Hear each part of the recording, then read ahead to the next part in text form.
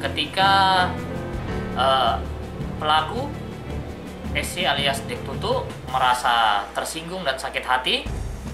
Setelah itu dia langsung mengambil satu buah senjata tajam jenis parang dan langsung melakukan pembacokan terhadap korban di bagian tangan dan di bagian kaki.